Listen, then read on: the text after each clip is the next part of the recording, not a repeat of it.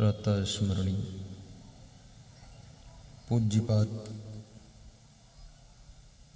सद्गुरु श्री क्षमादेव जी की पावन चरणों का आशीष लेकर भारत देश की भक्ति भूमि मध्य प्रदेश डिस्ट्रिक्ट होशंगाबाद ग्राम बनखेड़ी की पावन धरा पर सुखद सत्संग ज्ञान यज्ञ में हम और आप निमज्जन करेंगे, जीवन को कृतार्थ करेंगे।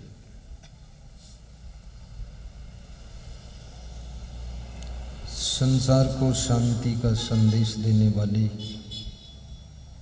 समस्त संत महात्मा, धर्म स्नेही बंधुओं,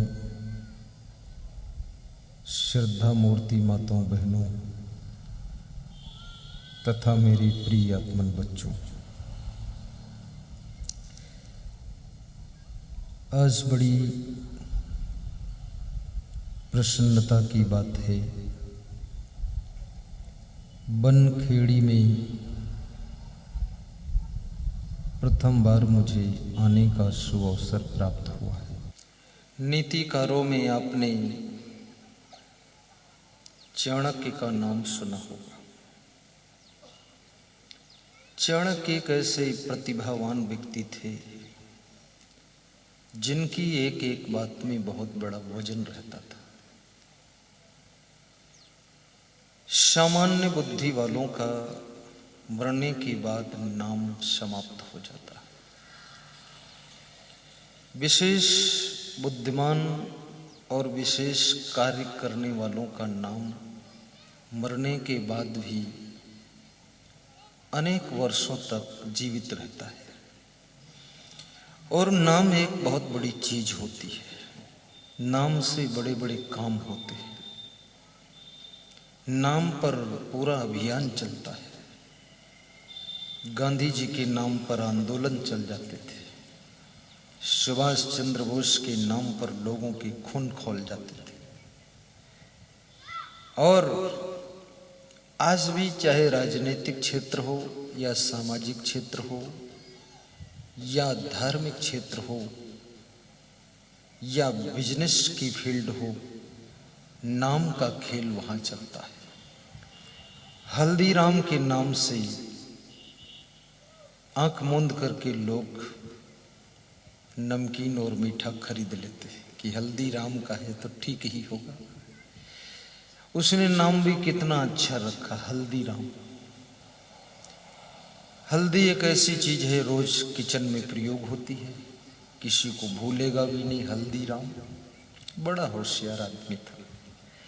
अब कोई और होशियार हो तो अपना नाम मिर्ची राम रख दे, मिर्ची राम के मसाले। एक आदमी ने हमसे पूछा कि मीठा की दुकान खोल रहा हूं, क्या नाम रखूं? तो मैंने कहा कि सासू बहू मिष्ठान भंडार रख दो। लोग पढ़ेंगे सोचेंगे सासू बहू मिलके बनाती होगी, चलो माल छपो। यहाँ नाम में बड़ा असर होता है। इसलिए ढिंकू टिंकू रिंकू ये नाम नहीं रखना चाहिए। अच्छे नाम रखो। राम प्रसाद, कृष्ण कुमार, विनोद कुमार, आशीष कुमार, आकाश कुमार।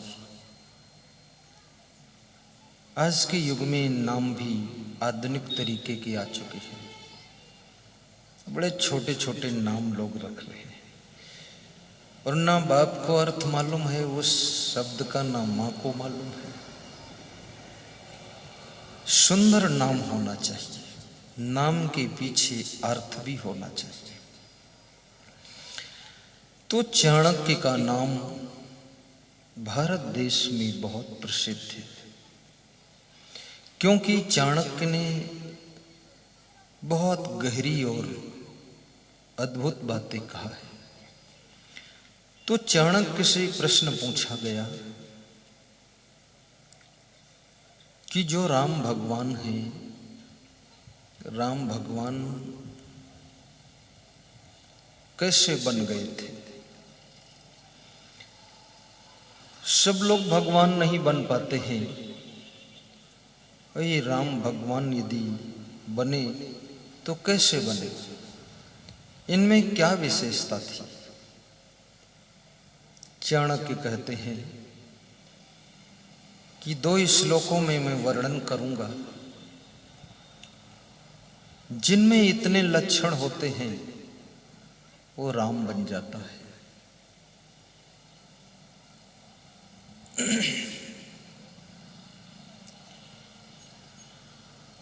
धर्मे तत्परता, मुखे मधुरता, दाने समुत्साहिता, मित्रे अवंचकता, गुरो विनयता, चित्तयित गंभीरता, आचार्य सुचिता, गुणे रसिकता, शास्त्रे सुविज्ञात्रता, रूपे सुंदरता, शिवे भजनता, तोयमस्ति वै राघवा।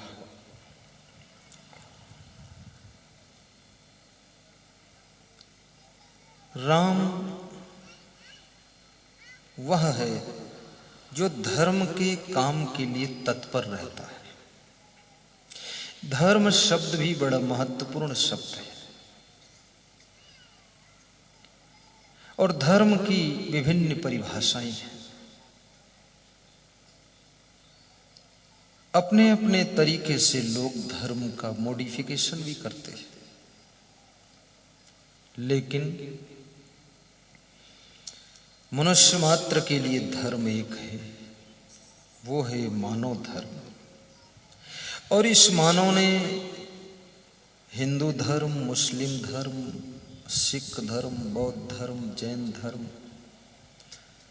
पारसी धर्म, ईसाई धर्म, ये बहुत से धर्म पैदा किए और मानव धर्म को धीरे धीरे लोग भूल गए, मानवता की राह से विचलित हो गए। और जैसे मिठास ना हो तो शक्कर का अस्तित्व खत्म हो जाता है, ऐसे मानवता ना हो तो मानव का व्यक्तित्व खत्म हो जाता है। मानवता विहीन मानव केवल शकल से तो मानव होता है, लेकिन अकल से वो दानव हो जाता है। और शकल तो कई लोगों की बहुत सुंदर होती है, पर अकल बहुत बदसूरत। और आज की तारीख में पूरी दुनिया के लोगों का विशेष ध्यान है शकल सुंदर होनी चाहिए, अकल की परवाह ही नहीं, शकल। और शकल सुंदर बनाने में बहुत लोग मेहनत कर रहे हैं। इसके लिए ब्यूटी पार्लर की दुकानें भी खुली हुई है, जहां पर जाइए आप तो आपकी शक्ल को सुंदर बना देंगे, वो भी केवल 12 घंटे के लिए ही होगी।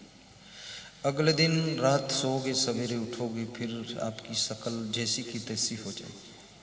अभी तो पुरुषों के भी ब्यूटी पार्लर खोलने लगे, पुरुष लोग भी जा सकते हैं। और जिनकी शक्ल ज़्यादा विकराल होती है उनको ब्यूटी पार्लर की बेहद जरूरत होती है। ऐसे मनुष्य की शक्ल, हनुमान जी की शक्ल देखो आप, शक्ल सुंदर नहीं है लेकिन उनकी अकल सुंदर है। और हनुमान जी के विचार सुंदर हैं, आचरण सुंदर है, हनुमान जी का कार्य भी बहुत सुंदर है। भगवान की भक्ति करते हैं, हनुमान जी के गुण भी बहुत सुंदर है। साहस और धैर्य हनुमान में कितना है।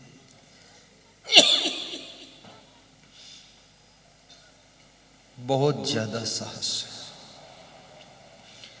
लंका में अकेले जाना ये हिम्मत का काम है। तुम अपने गांव के मरघट में अकेले नहीं जा सकते, डर लगता है। और वहां मरघट में है कौन? तुम्हारे घर के मुर्दे ही है सब। चाचा, दादा, पिताजी, माँ, सब इनकी आत्माएं मरघट में भटक रही है। कभी रात में जाओ, वो सब तुमको गले मिलेंगे, तुम्हारे गले मिल के वो रोएंगे कि मेरा बेटा अकेले रात में मिलने आया। पर तुम्हारा बाप भी अगर भूत हो गया तो तुम ऐसे मंत्र तंत्र करते हो कि भूत ना आए हमारे घर, फिर है तो तुम्हारा बाप ही, आने दो ना। मां चुड़ैल बन गई तो भी तुम उसकी एंट्री नहीं करो। किसी का पति प्रेत बन गया, किसी की पत्नी पिशाचिन बन गई, तो आपकी पत्नी है, आपके घर में आ सकती है, रात में आ सकती, सपने में आ सकती है, चुड़ैल बनकर आ सकती है। जब तक वो पत्नी रही, जिंदा रही, तो तुम्हारे कारनामों का बदला नहीं ले सकी। मर गई, चुड़ैल हो गई, तब तो तुम्हें गलत तो दबा ही सकती है, क्योंकि तुमने उसके साथ जो गलत किया है उसका परिणाम दे। इसलिए कई लोगों को भूत प्रेत, चुड़ैल, पिशाचिन के सपने आते हैं और बड़े भयानक सपने आते हैं। इतना डरावने सपने आते हैं, पसीना पसीना हो जाते हैं। परंतु इस ज्ञान को भी सोचना, भूत प्रेत होते भी हैं कि नहीं, चुड़ैल होती है कि नहीं, क्योंकि आत्मा कभी भूत प्रेत नहीं बनती है। आत्मा सिर्फ आत्मा ही रहती है। और नश्वर शरीर ये दफन होने के बाद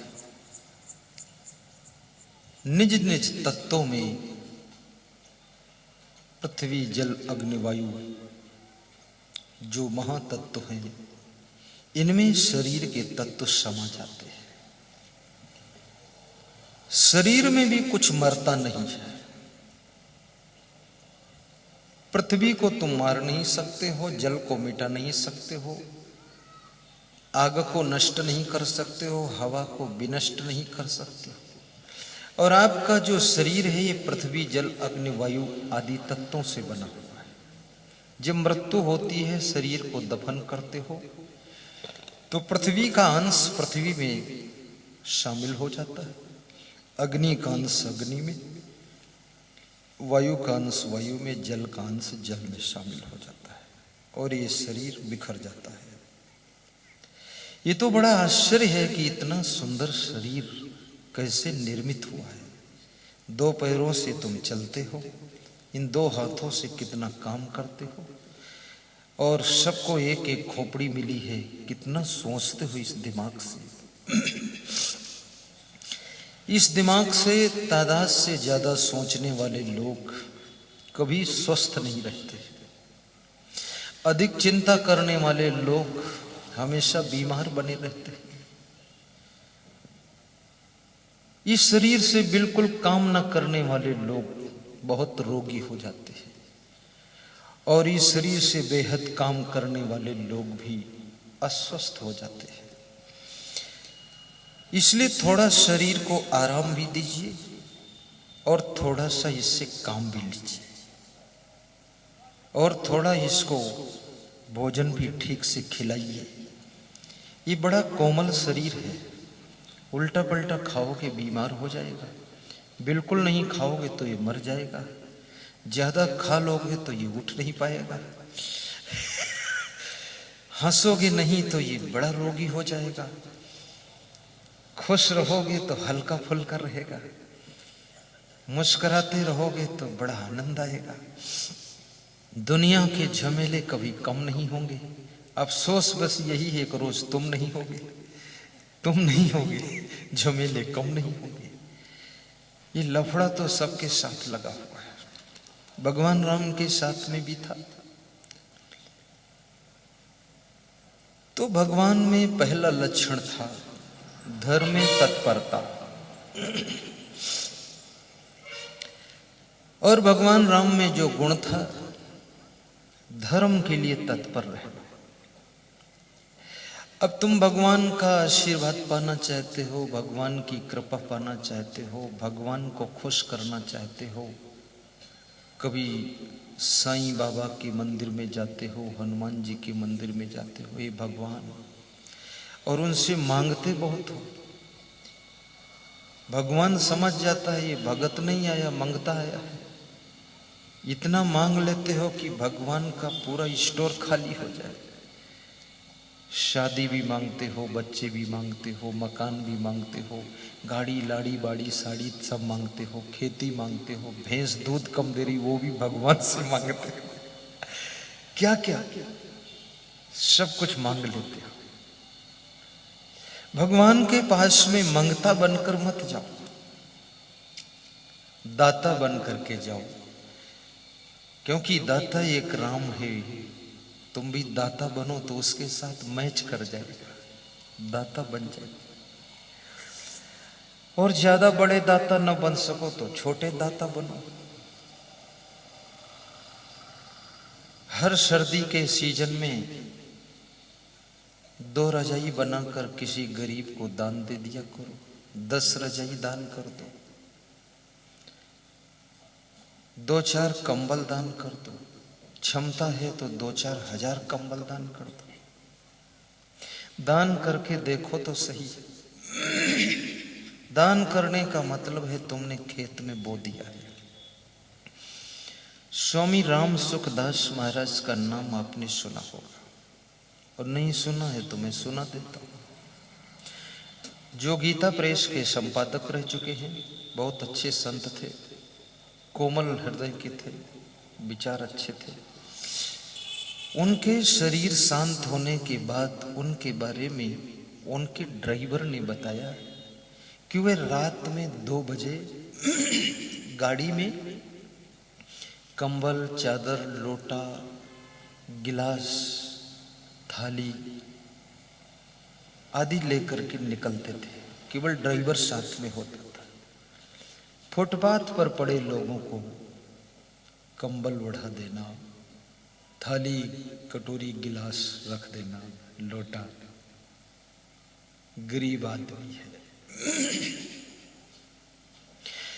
क्योंकि गरीब कोई रहना नहीं चाहता है, लेकिन फिर भी गरीब रहता है। क्यों? अमीर तो सब बनना चाहते हैं, पर अमीर सब बनते नहीं। क्यों? क्योंकि सबके पास में इतनी बुद्धि नहीं है।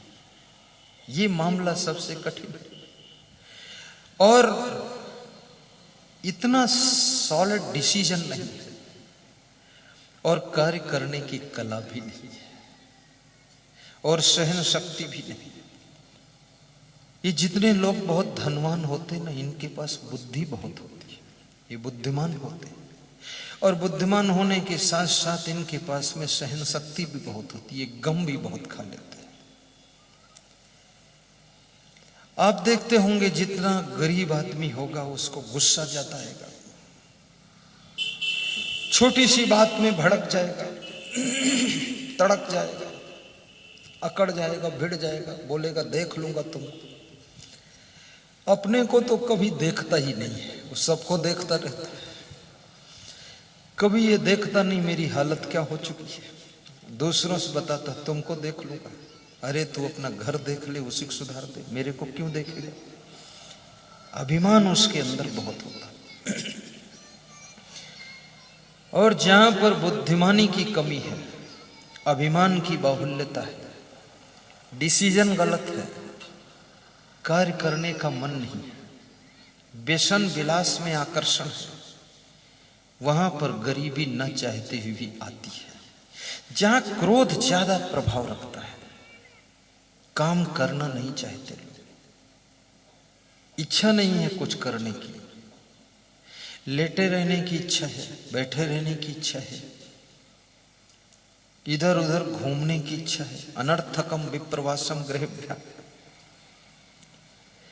24 घंटे से समय ज्यादा किसी को मिलता नहीं। अब ये घंटे तुम्हारे कहाँ गुजर रहे हैं ये तुमको सोचना है। घंटे तुम्हारा इंतजार नहीं करेंगे, घंटे तो निकल जाएंगे। और घंटों का अगर सही प्रयोग नहीं किया तो तुम घंटा घर बन जाओगे, तुम कुछ भी नहीं कर पाओगे। आप सुबह एक दिन कलम लेकर बैठ जाइए और लिखिए कि हमारे घंटे कहाँ कहाँ खर्च हो गए कल वाले, तो तुम पाओगे 10-5 घंटे जो है तुम्हारे व्यर्थ में भी गए हैं, गपशप में गए हैं, टीवी में फिल्म देखने में गए हैं। ये मनोरंजन करने की क्यों जरूरत पड़ती है? आदमी मनोरंजन करता है, ताश खेलता है, फिल्म देखता है, और झूठी फिल्म का मतलब क्या है? झूठ। और झूठ देख करके वो सच में वही काम करते हैं, बड़े खतरे में पड़ते हैं लोग। समय मत गंवाइए, मनोरंजन की जरूरत नहीं है। आज तक हमने अपने जीवन में कभी कोई मनोरंजन किया ही नहीं, और बड़ा सुख मिला मुझको। ये मनोरंजन करने वाले लोग मनोरंजन के पश्चात में खुद ही रंजन हो जाते हैं, रंजन गंजन बन जाते हैं। जरूरत नहीं है। आपको इतना प्रकृति ने आनंद दिया है, उस आनंद को संभालो। आप, कुदरत ने आपको सुख शांति भी दिया है। आप फालतू काम में हाथ मत डालो, आपका सुख सदैव रहेगा। अनावश्यक कार्य मत करो, अनावश्यक बातें मत करो, इधर उधर का उल्टा पलटा खान पान मत करो, नशा व्यसन विलास से बच करके रहो। आपका आनंद कभी छीन नहीं सकता है। आनंद आपके द्वारा ही घटता बढ़ता है, आपके कारण ही वो छीन जाता है। आप अगर संभल गए तो आपका आनंद धीरे धीरे परमानंद बनता चला जाएगा।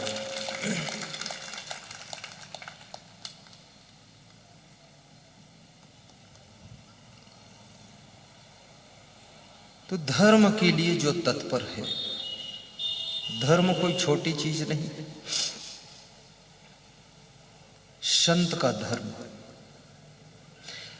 मुझे अपने से प्रश्न पूछना है, साधु का क्या धर्म है? संत का धर्म। तुम्हें पूछना है, गृहस्थ का धर्म क्या है? सासू का धर्म क्या है? बहू का धर्म क्या है? पति का धर्म, पत्नी का धर्म, भाई का धर्म, देवरानी जेठानी का धर्म, पड़ोसी का धर्म, धनवान का धर्म, निर्धन का धर्म, सेवक का धर्म, ड्राइवर का धर्म, डॉक्टर का धर्म, कलेक्टर का धर्म, बैरिस्टर का धर्म, जज का धर्म। आज लगभग धीरे धीरे लोग अपने अपने धर्म से हटते जा रहे हैं। एक मुझे जज मिला और बोला कि अगर मैं न्याय कर दूं तो मर्डर कम हो जाएंगे समाज में, न्याय कर दूं तो अपराध सिमट जाएंगे। तुमने कहा फिर करते क्यों नहीं हो? तो उसने कहा मैं तो कर देता हूं अकेला, लेकिन मेरे और साथी है वो नहीं करते हैं। वो कहते हैं अगर अपराध सिमट गए तो हम भी सिमट जाएंगे, हम क्या करेंगे?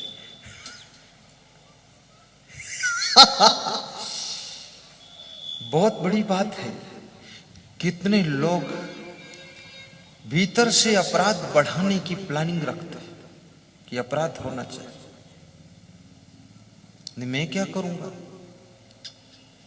एक डॉक्टर ने अपने क्लिनिक में लिखा कि रोगियों का इलाज करके मेरी जीविका चलती है। हे ईश्वर, ये बड़ी विडंबना है।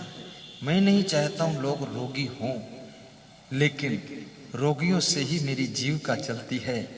तो कृपा रखना मेरे ऊपर। मेरे अब ये क्या हो रहा है? भगवान भी समझ गया, खिलाड़ी आदमी है, रोगी बना बना कर भेजते जाओ इसके पास, इसकी जीविका चलती है। भगवान किसी को रोगी नहीं बनाता, न भोगी बनाता, न योगी बनाता है। जो योगी बनेगा सुख पाएगा, भोगी बनेगा दुख पाएगा, जो रोगी बनेगा बड़े कष्ट पाएगा। और आपके हाथ में खेल है, आप रोगी न बनना चाहो तो मत बनो। 100 में 99 रोग तुम्हारे कारण ही पैदा होते हैं। एक रोग प्रारब्ध के कारण आता है, और जितने रोग आते हैं उनको तुम कहते हो कि अरे भाई भाग्य में था, क्या करें। सबसे पहले रोगों से मुक्त होना है तो खाने पीने पर ध्यान दीजिए। वह खाइए जो तुमको ठीक से हजम होता है। स्वाद के लिए मत खाइए, स्वास्थ्य के लिए खाइए। और उतना खाइए जितना जरूरत है। अब तुम कहोगे कितना जरूरत है, ये तुम जानो कितना जरूरत, हम थोड़े जानते। अगर मेंटल वर्क है आपका, मेंटल माने दिमागी कार्य है, तो कम भोजन कीजिए, पेट मत भरिए। ऐसी चीजें खाइए जो एनर्जी देते आपको, ऊर्जा देते। यदि हार्ड वर्क है तो फिर आप थोड़ा ज्यादा खाइए, मोटी रोटी खाइए। स्मार्ट वर्क है तो आप लिक्विड भी लीजिए, फलों का रस है, फल है, थोड़ा दूध पी लो शाम को। और यदि बड़ी मजे की बात है, तुम्हारे पास में बहुत वजन कार्य है, तो आप थोड़ा घी भी खा लिया करो। और घर में किचकिच मत किया करो। घी ले लो और नमक ले लो और बासी रोटी ले लो सुबह, उसके साथ खा लो। बासी रोटी खाने से शुगर नहीं होती है, लेकिन सबको मत बताना, नहीं डॉक्टर लोग क्या करेंगे। बासी रोटी, पर ऐसा भी नहीं है कि 10 दिन की बासी खाओ कि और ज्यादा फायदा है। सड़ा सड़ा कर खाओ तो शुगर है, कुछ और भी हो जाएगा। बस शाम की रोटी सुबह, सुबह की शाम, बस इतना, बासी रोटी। और ये फार्मूला महिलाओं ने खोजा है। जिन महिलाओं को 2-2, 3-3 टाइम ताजा भोजन बनाना पड़ता था, उन्होंने खोज कर निकाला है कि बासी रोटी खाने से बहुत फायदा है। एक बार बनाकर रख देती है, बस चिंता मुक्त हो गई, खाओ बासी, कभी ना आए खांसी।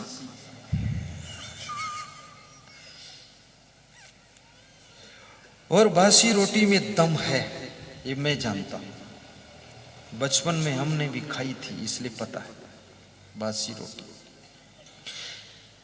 पर इसका अर्थ ये भी नहीं है कि ताजी रोटी से शुगर होती है, ऐसा अर्थ नहीं।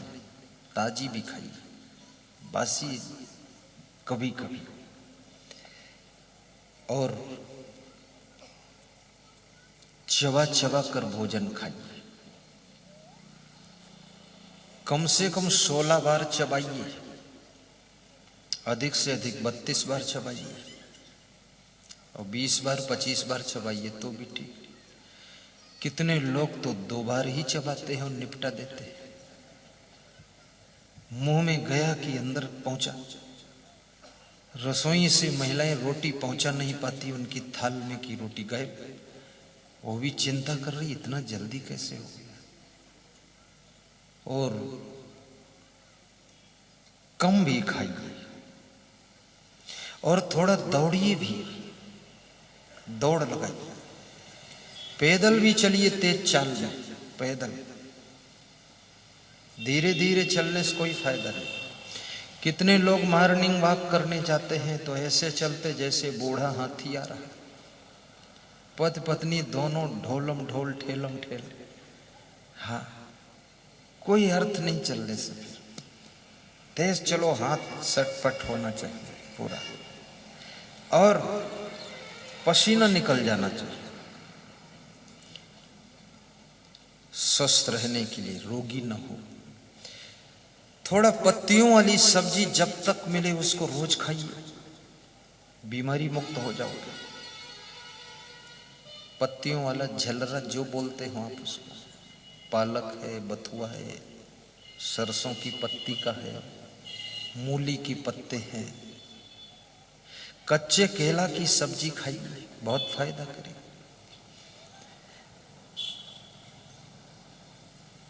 और हंसिए भी जोर से, ठहाका मारकर हंसिए।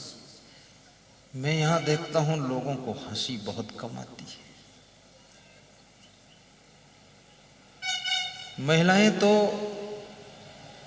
हंसती हैं, पर ये भी शर्माती हैं कि इधर लोग बैठे हैं, ये भूत पिशाच निकट।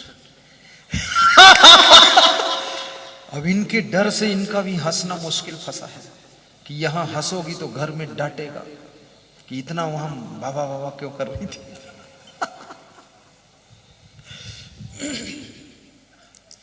नेपाल के लोगों ने एक स्वेटर कंबल की दुकान खोली। मैं छोटा था तो उनकी दुकान पर कंबल स्वेटर खरीदने गए हमारे घरजन लोग, तो मैं भी वहां खड़ा था। तो पति पत्नी बहुत हंस रहे थे, हा हा हा। तो मैं यही देख रहा था दोनों क्यों हंसते हैं। तो उनकी हंसी देख देख करके भाव ताव रेट पेट तो भूल गया और सब कंबल उम्बल खरीद के ले लिया। फिर हमने उससे पूछा तुम इतना बाबा बाबा क्यों हंस रहे थे। बोले हंसने से ही ग्राहक फंसते हैं, जब हम हंसते हैं तो आप लोग फंसते हैं। तो ये हंसने में बहुत आकर्षण है।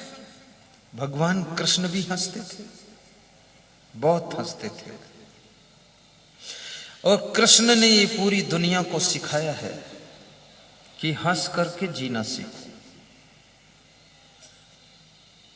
जिनका जन्म जेल में हुआ है, पालन पोषण नंदगांव में हुआ है, बचपन में जिन्होंने गैया चराई है, गरीबी रेखा में जिनका जीवन था, आज जैसी सरकार नहीं थी नहीं तो गरीबी रेखा में उनका राशन कार्ड बना देते। बहुत व्यवस्था बन जाती। लेकिन कृष्ण भगवान बांसुरी बजाते थे। उनके शीश मुकुट में आपने देखा होगा कि मयूर का पंख लगा।